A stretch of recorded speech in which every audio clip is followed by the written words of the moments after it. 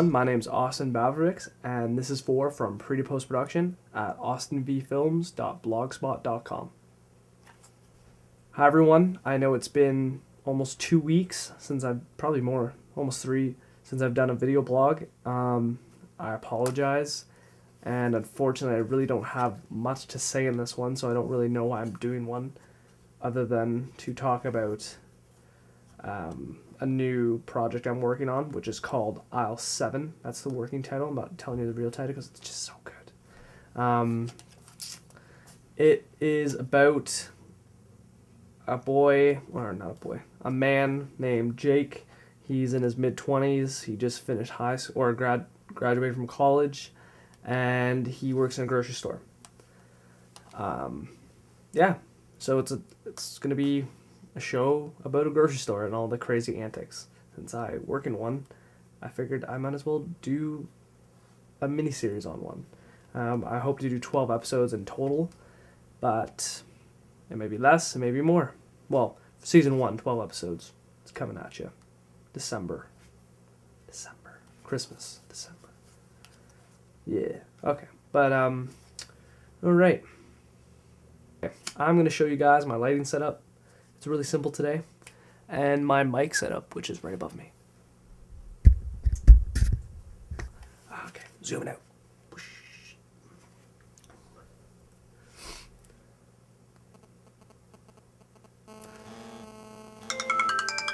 Oh, hold on.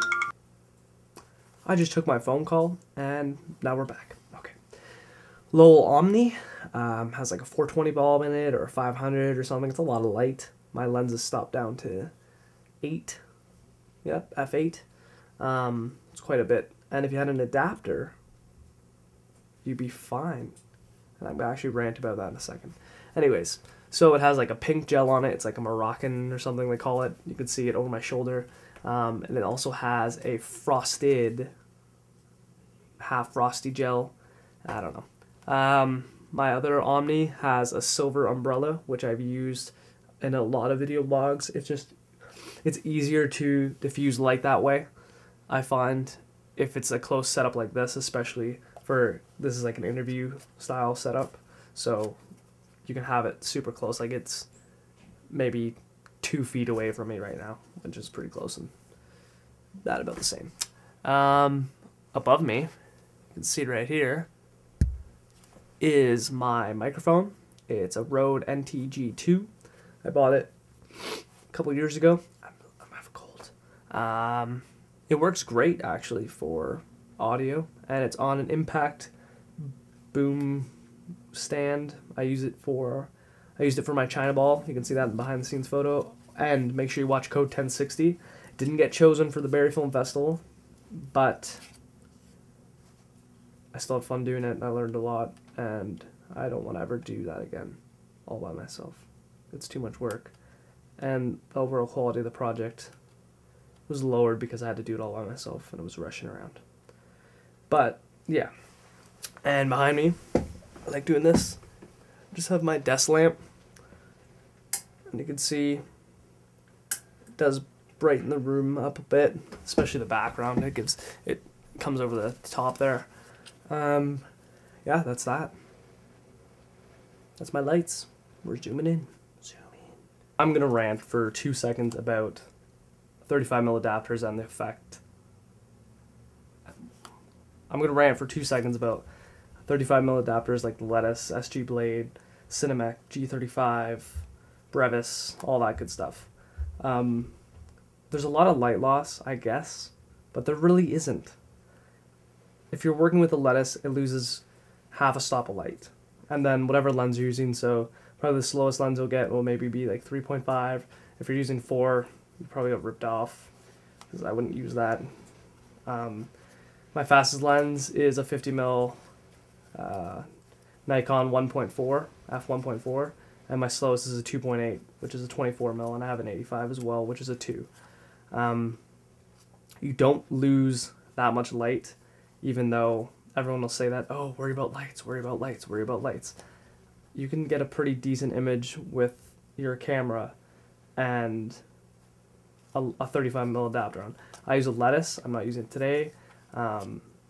but all of Code 1060, I used it, and I had tons of latitude to work with in regards to f-stops.